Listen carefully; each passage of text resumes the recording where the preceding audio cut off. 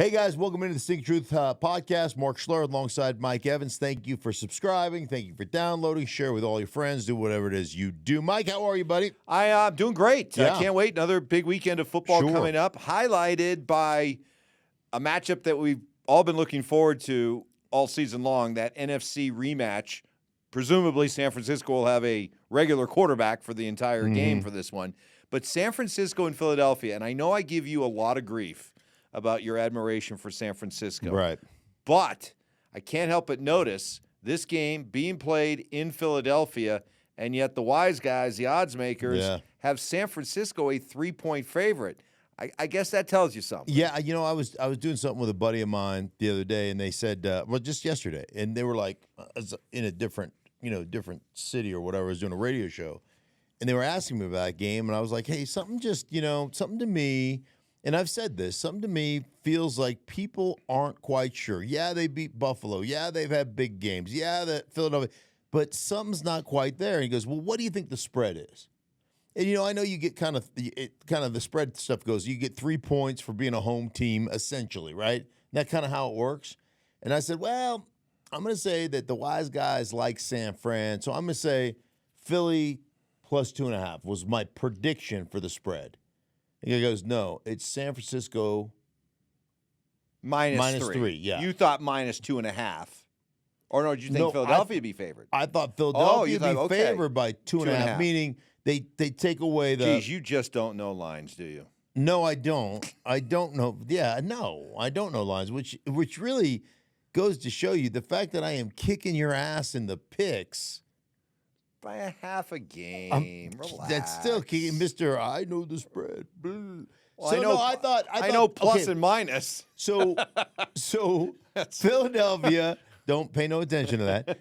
Philadelphia, I thought would be plus 2.5, favorite by 2.5, even though you're supposed to get 3 points. So essentially meaning the wise guys like San Fran, but the San Fran's minus 3. They're giving up 3 points going to Philly and playing in Philly. I mean, that just goes to show you that essentially the wise guys think that the San Francisco 49ers are 6 points better than, right? Mm-hmm. That's basically what it says. We think they're about a touchdown better, which is, I think, pretty incredible considering Philly's playing at home, which goes to show you when I was talking to you on Monday and you got all, discombobulated because I said people just don't trust Philly.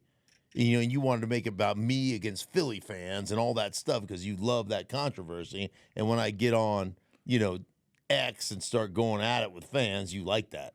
Well, it's not so much that as much as it's your unadulterated love of the Shanahans. So?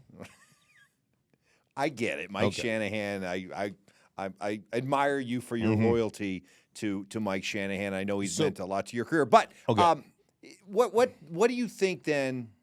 Because these two teams seem to be very even, and there are probably plenty of people who feel that Philadelphia is the better team. What would you say is the difference that makes San Francisco better than Philly, if you had to boil it down? Yeah, I think that I think it's an incredibly interesting question because. I have an affinity for what Philly does, right? They can control the line of scrimmage. That they can run the ball a myriad of different ways. They can get you with the pin and pull game. They can get you with the power game. They can get you with the gap game. They can get you with the zone game. Like they can do anything. They're that good. I think there's part of me that just feels like, one, as much as I like Jalen Hurts and I like him a lot, I feel like he's been hampered by that knee, and he's not quite the same guy, and I do feel like they have transitioned offensively out of a lot of quarterback run. And I would be really interested, there's a difference between scrambling when things break down and design QB run. And I don't know the numbers on these because I don't pay a lot of attention to numbers. I just pay attention to my eyes. And I would tell you that there have been a lot less designed runs this year as compared to last year. And part of that is the evolution of the offense. We want to win more and more games out of the pocket. And so there certainly seems to be a little bit of a difference there. And then I think, ultimately, if you're talking about San Francisco, it's their ability to create wide open opportunities in space through shifts, through motions, through using players in different capacities. I think one of the things that's really hurt Philadelphia here down recently, and now they've won, don't get me wrong, they've won. They're only scoring, 22 points a game or something like that. San Francisco's, scoring on an average of 28 No, they're both points around 28. You're looking at that wrong. Huh? You're looking at that wrong. Oh, am I? Yeah, look at it's San Francisco's offense versus Philly's defense. Oh, yeah. Yeah, you looked at that wrong. That's okay. I might not be that bright. No. Can I get there is one other difference that Well, yeah, there is one other difference that maybe explains the difference between these two teams. Turnover differential. Always a huge. I know you're not a stat guy, but if there is one stat that holds the test of time, it's turnover differential. San Francisco's a +11, Philly's a -2. Yeah. I got sidetracked because I have the wrong information in front of me. I blame you for that. No. So I would just say that I think San Fran does a great job. Although San Fran's scoring defense is about almost a touchdown better, right? Correct. Almost a touchdown better. There you go. Back on track. Things feel good. I'm not much. Let me just. I'm not going to apologize for not being much of a numbers guy. Most of the time, numbers lie. They don't. They rarely ever give you a true picture. Folks, if you ever eyeballs give you the picture. If you ever eyeballs. If you ever come across Mark in an airport or out in public, just go, "Hey, Mark, what do you think of analytics?" No. Just ask me about air yards per target. Yeah, intended air yards. Oh, intended air yards per target. Even better. All right, so San Francisco. All right. So you like San Francisco? I do like San Francisco. For some of those reasons that you just mentioned. Big news, just as we got ready to talk about this, record this podcast, Aaron Rodgers' 21-day practice window has opened with the idea that he can be basically activated at any time within that window to come back and play. So it looks like this is going to happen. Why? Why would you if you're Aaron Rodgers? Seriously, why would you come back? Do you think there's a legitimate opportunity for you to go and play a playoff game? No. Right? I mean, you've played your way out of that, correct? Correct. So what do you think what do you think why would you even risk? You want my theory? Yeah, I do. To do something that nobody's really ever done before and come back this quickly from an Achilles injury that happened about, 80 days ago. And to do something at his age medically that nobody's ever done before. Man. I think that would be a source of great pride for him. All right. And also maybe give him a little bit of extra boost, motivation going into the offseason.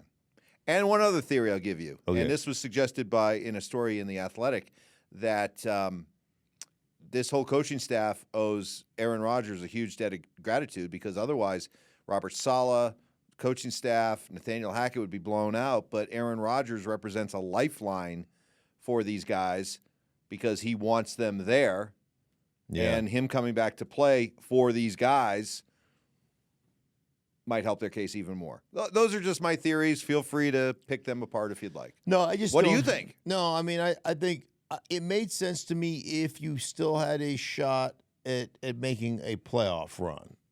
But, I mean, Zach Wilson pretty much ended those dreams for you, as did, what's the kid's name, Boyle? Tim Boyle. Have you seen his stats, by the way, out of college? Not good. He's going to be a fine coach one day. That's right. Think, how do you have that many interceptions versus touchdowns, and that how your statistics are that bad, and yet you get opportunity in professional football? He must be great on a grease board. Like, he must just be able to answer every. But back to Rodgers, why? I mean, why come back? Because everything, you're right. He's not coming back to play for anything. No. From a team standpoint. So what's the motivation? Yeah, I think what the theory you put out there, I'm going to do something that nobody's done. I'm going to do something people said I couldn't do. I'm going to show people how passionate I am about the game. I'm like, that's what it feels like. Man, I tell you what. I mean, the risk of injury. I know one thing about being injured a lot, and I've been injured a lot, that your body is such a compensation machine. And you will put stress or duress on another aspect of your body you don't even know you're doing, because your body just automatically compensates for that injury that you're favoring. And that would be my big fear, is you're so subconsciously aware, if you will, if that makes sense, of that injury, that your body is intentionally protecting it and you don't even realize that you're protecting it. And then all of a sudden it's the other Achilles, it's the opposite knee, it's the opposite hip. It's something that breaks down because of your body's natural protection mechanism. I sounded like a freaking doctor right there, didn't I? I would think with all the surgeries you've gone through, you would actually be able to achieve a minor. Yes. In medicine. I was like right there. I just that was Dookie Howser-esque. I have no idea what I'm talking about, but I'm just telling you. Maybe instead of on your ill-fated soap opera career, instead of being a detective, if you had been ill-fated is a little. How many episodes did you appear on? Well, 15, 20. All right, that's not bad, I guess. Right. But you did kill Guiding Light, a soap that had only been on for like 80 years. 72 years it was on. And you killed it. 2 years. Rock Hoover. They canceled it. Look it up, folks. they're like, I'm sure you can find it somewhere out there in the darkest, deepest recesses of YouTube. Dark web, probably.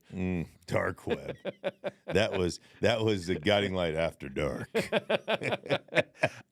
Kansas City and Green Bay.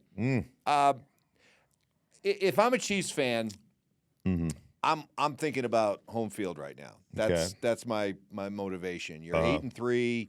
You're there with a couple other teams at 8-3. Baltimore's right there at 9-3. I would be thinking about getting home field and having the playoffs go through Arrowhead.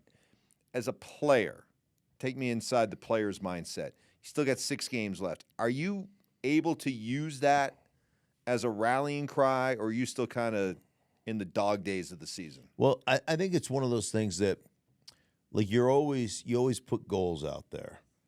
And the number one goal is to win the division, right? You want to win the division. So that's our number one, like, each team put out there before the season started, we want to win the division. Well, you look at the AFC West right now, and there's probably no question you're going to win the division. Got a 2-game lead over the Broncos. Yeah, it's going to be hard for the Broncos to chase you down. Okay? So that part it's not accomplished yet, but you're close to being on your way. The second goal is to secure home field advantage. So as of right now, there's still the cliche of one game at a time. We got to take care of our business and yada, yada, yada, yada. But in the back of your mind, you would have to think it's going to be hard for another AFC team to come into Arrowhead and beat us in the playoffs. And so, yeah, that becomes I don't think it becomes a rallying cry yet, but it becomes a talking point. Like, hey, guys, we're one step closer. We win this division. We get home field advantage. We get playoff games at Arrowhead. There's very few teams that are ever going to come into Arrowhead and beat us. I think, didn't Cincinnati do it a couple of years ago? But like, it just is not. That is a tall task to go on the road. And I've been a road team that won an AFC championship in somebody else's house, but that's a hard thing to do, a really hard thing to do. So, yeah, I think that becomes maybe not a rallying cry, but it does become a talking point. Green Bay. We were talking about them earlier in the week, how impressive they looked on Thanksgiving Day, and the idea that Jordan Love maybe really is starting to finally get it. It's clicking. They're to me, they're going to pass either Minnesota and or Seattle. Green Bay is going to be a playoff team. I agree with you. And they might fall into that category of teams that nobody really wants to play. I'll tell you what, the way Green Bay seems to be coming on right now, the way they've been playing, and they handled Detroit in Detroit on Thanksgiving Day. I mean, that's a butt whipping. So my question to you would be, I know that Detroit has, what, a 3-game lead right now? Right? They split with Detroit? Yes. Do you feel like Green Bay could make a run at Detroit? That's still a lot to make up. Yeah, it is a lot of ground to make especially up. because you're going to Kansas City, right, this week. Well, you're hosting Kansas City, but okay.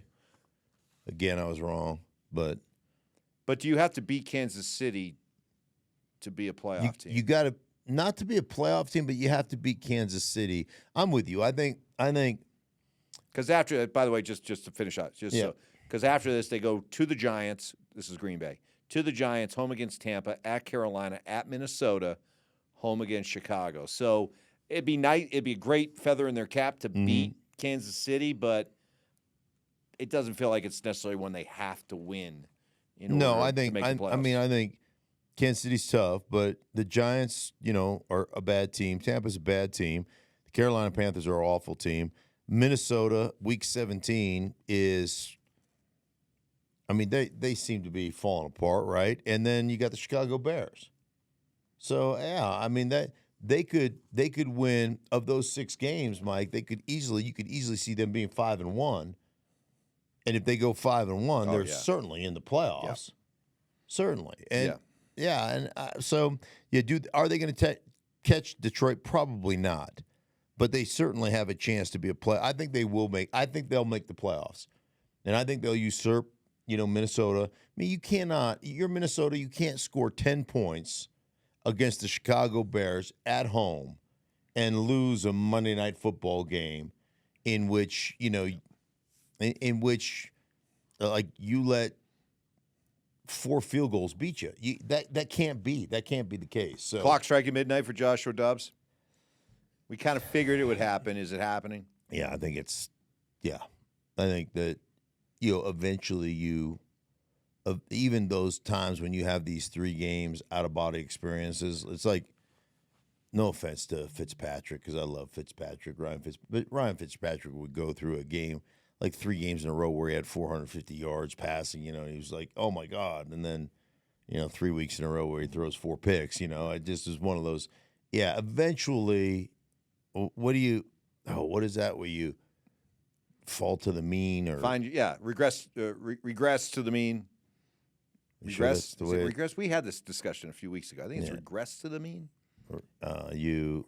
No, I don't think it's regress. Not regress? No, I Retract? think it's a re something. Yeah, it is a re. I'm pretty sure it's a re. So a re to the mean. A re to the mean. You ridiculous to the mean. Maybe no. Matt, our outstanding producer, can help us out with that. I thought it was a relent. You relent. Not relent. You relent to the mean. No, I think it's I think it's regress or retreat to the mean. Regress to the mean. I don't know.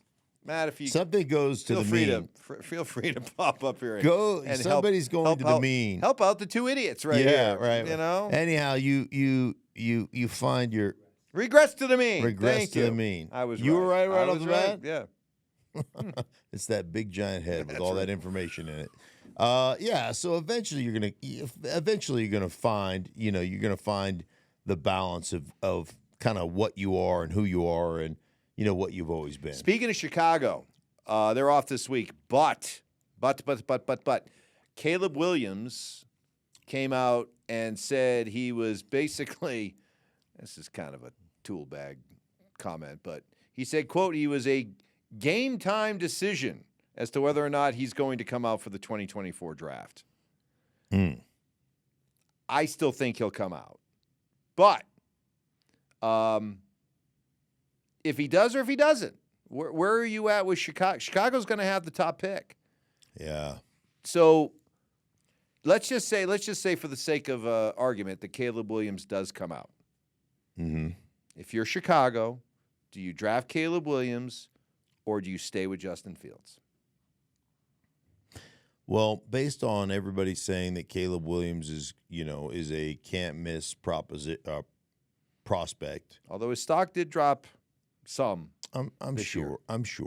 But I look at a couple of different things, and I'm not going to make a definitive statement here on I just am like, I like Justin Fields. I think he's incredible.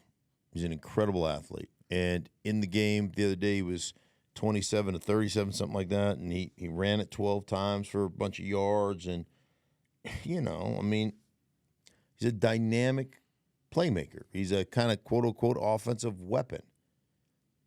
There's a couple things I look at. Like, one, if that's your quarterback of the future, are you going to run him that much? Are you going to – because that's an unsustainable form of offense.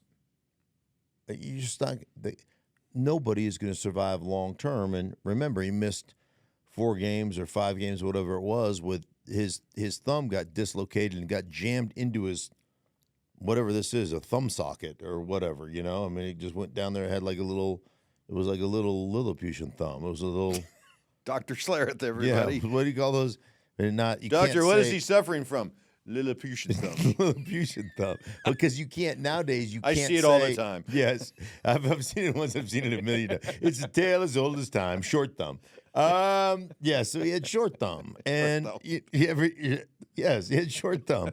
So he got the short thumb, and then they had to yank it back out of there, right, and let it heal up and all that kind of stuff. He's just not going to survive. So I'm like, okay, that's the offense they're going to play.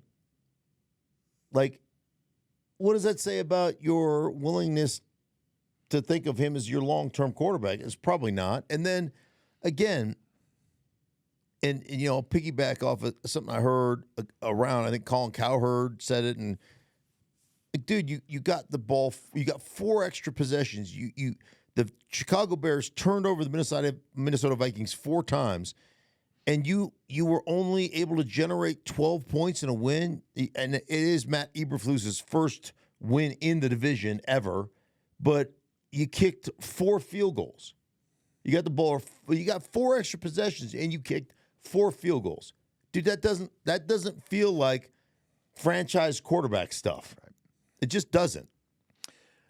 Speaking of quarterbacks. Yeah. Boy, it's a debate that we have a lot here in Denver about Russell Wilson. Broncos in Houston, suddenly a big game in the AFC for tiebreaker purposes. Both teams come in at 6-5. Where are you at with Russell Wilson? Because there seems to be nationally a shift. Hey, you know, maybe Russ is starting to get back to his old form. Here in Denver, there seems to still be a question. We were talking about it, how in a piece for The Athletic, a unnamed, anonymous defensive coach was quoted as saying that Sean Payton is basically coaching Russell Wilson like he's a rookie, and that it's very safe, and that effectively right now Russell Wilson is a game manager. A good one, but a game manager. Deconstruct that a little bit for me, because is Sean Payton coaching him like he's a rookie? And is the term game manager a negative term? Yeah. The game manager has become a negative term. I don't think of it as a negative term. I think everybody has to manage the game.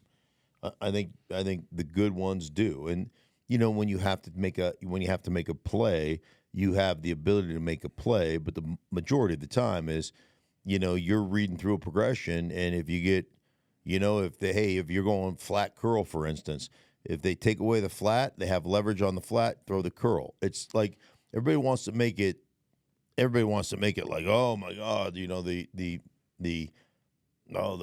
mental capacity you have to have. And you do, you know, from formationally, and you have to have a vision of where everybody is, and then you're reading the defense, and you have to know where to get to and all that kind of stuff.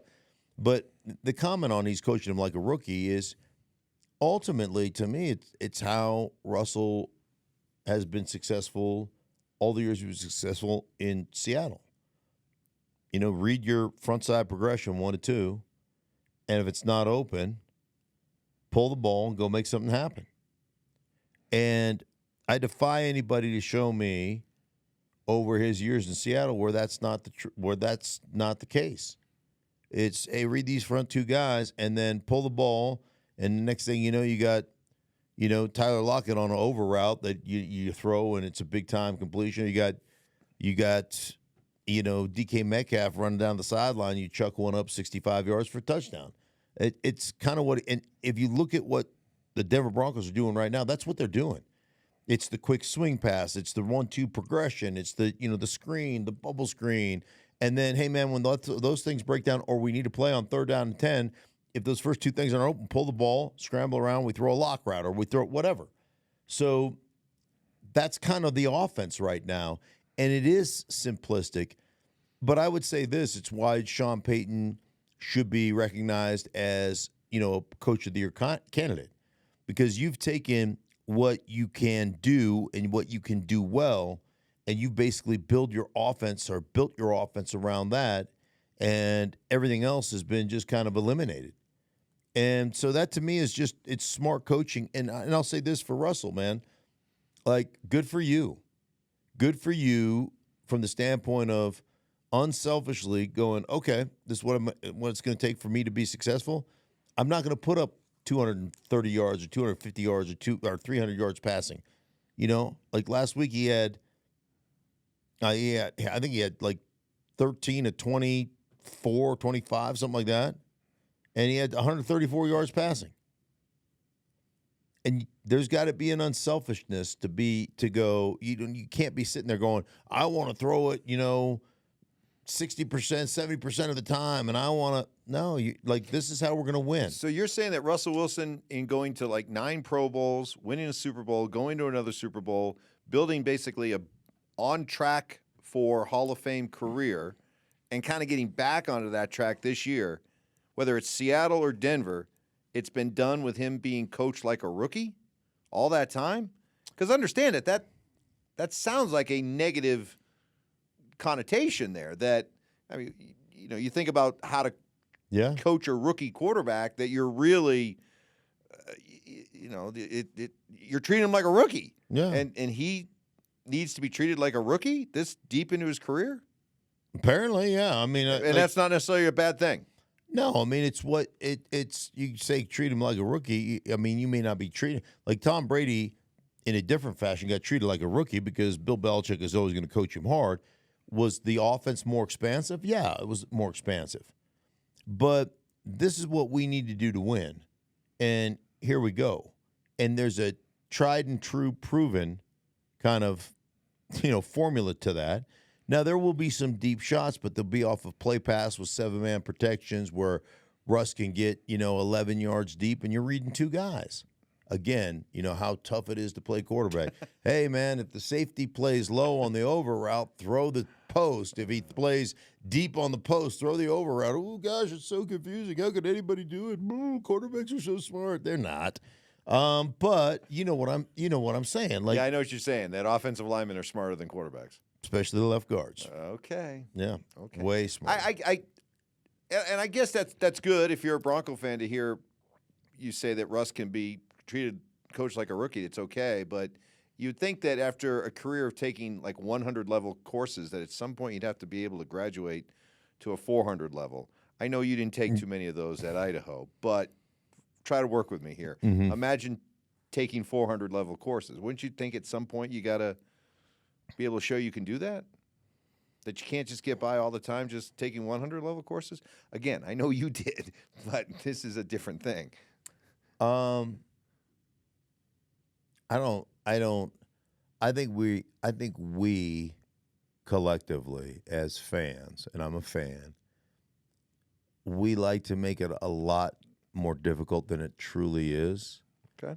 And I think coaches oftentimes like to make it a lot more difficult than it really is. Why? Because that's how you become a hot commodity, and that's how you get a head coaching job. And I don't think it has to be as complicated. There's a lot of complex. I've said this 100 times, and I'll say it again. The thing that fascinates me about football is the juxtaposition between complexity and simplicity. We can dress it down or dress it up and make it really look complex, but it's basically at its core, it's a pretty simple game, right? Dominate the line of scrimmage, out physical the other team, and And basically, it's basically run a receiver through a zone or run a receiver through a player to get the defense to take it and then replace that player with another player and throw it there. You throw it where they ain't. Affect the defensive coverage by running one guy. Here's why running routes is so important. Here's why non-primaries are so important. Because what we're trying to do at our core is run you through a place to draw coverage, and then we'll replace you with the guy that we want to throw it to. And if you don't run through it, you allow the defense to basically be two places at once or to play the route. And so that's where I love the unselfish nature of football. There's 11 dudes, right? There's 11 guys on a football field. You can't do your job as a receiver or whatever if I'm not doing my job as a left guard. If I'm not doing my job as a left guard, you'll never see the football as a wide receiver. And the delicate balance of trusting and believing in one another and doing our jobs that makes the offense work as a whole. Well, you've got Miami and Washington this week, and so we'll have a chance to talk about that next week and get into the leftovers and really be able to focus in. I'll be curious to see what you think about a Dolphin team that is 8-3, but hasn't exactly proven that they can beat the best teams. They can beat up on the bad teams, but what happens when they play the better teams? I'm so excited to meet Mike McDaniel. Why don't you let people know what you're hoping to do with your broadcast? Well, first off, I was thinking I'm going to sit at the hotel with Mike McDaniel because they're traveling in, and the game is down in D.C. And then I thought, well, what should I? We should record something for like the Sunday show. Like Mike carries my bags in and sets up my desk before I interview him or something. Something goofy. Because for those of you who don't know, Mike McDaniel was a ball boy for the Broncos when I played for the Broncos. Then I thought maybe I, have a locker in the meeting. Like we're going to meet at some hotel, some hotel conference room, and I have a locker in there. I just stuff his little ass in there, right? Like bring back old memories. You used to stuff them in locker? No, I never stuffed anybody in a locker. But I am interested to see. I like the ball boy carry my bag type thing. Yeah, I am. But I am interested just to see I remember him like it was yesterday. Yeah, just a little kid. Yeah. How old was he? Probably. Oh, he's probably 15. 15, yeah. But I remember it like it was yesterday. And as a matter of fact, there was a guy that worked for the Broncos that ended up marrying his mother.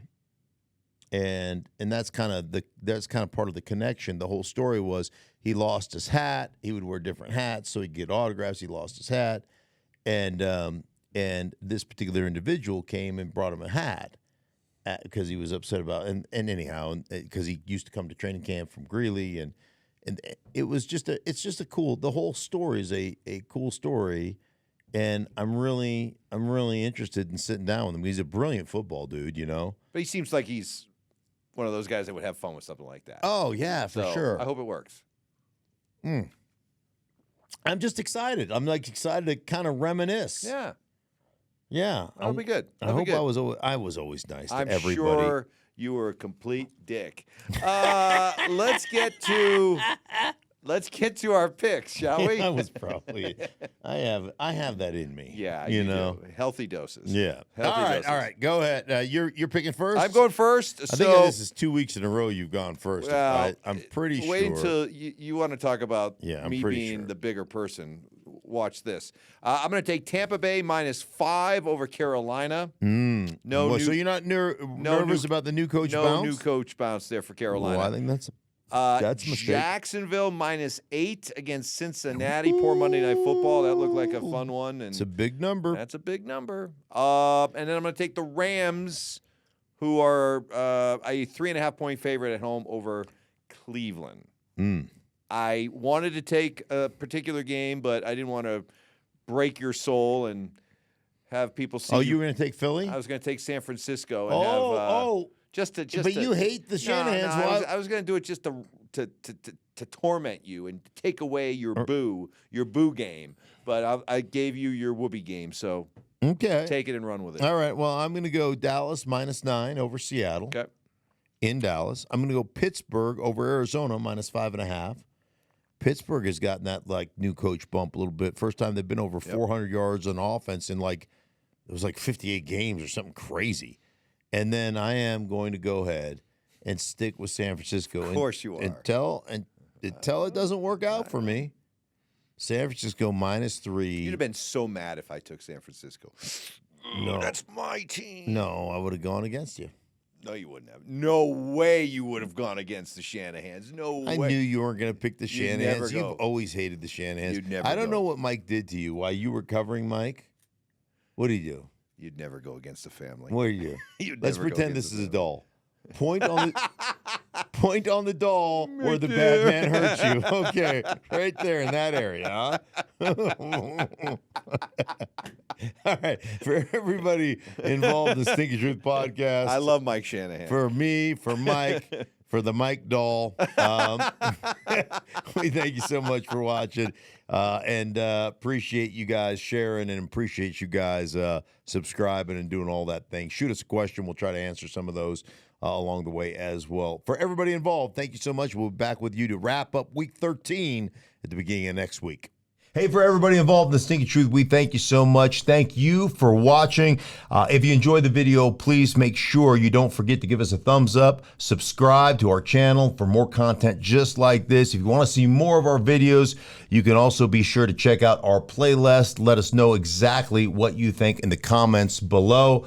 We appreciate you guys so much for being a part of that. Don't forget to follow us on social media to stay up to date on our latest updates. Links are in the description. Thanks again for watching, and we'll see you in the next video.